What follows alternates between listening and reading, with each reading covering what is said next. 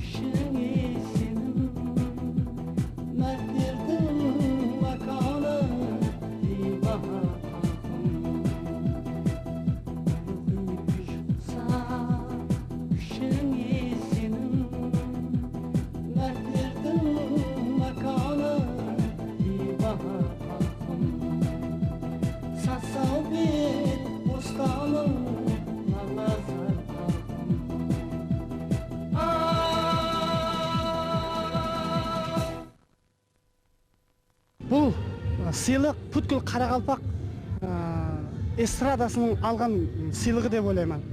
Әлем осындай міне сыйлықтарды біздердей жас міне инсанларға беріп отырған үкімет басшыларымызға, президентімізге мың рахметтер айтамын. Әлем барлық уақытта республикамызда осындай нихалдар көбейе берсін. Барлық уақытта міне халқымызға міне мұстақилығымыздың 10 жылдық байрамында құтлы мүбәрек болсын. Байрамларыңыз болсын. Рахмет. Рахмет.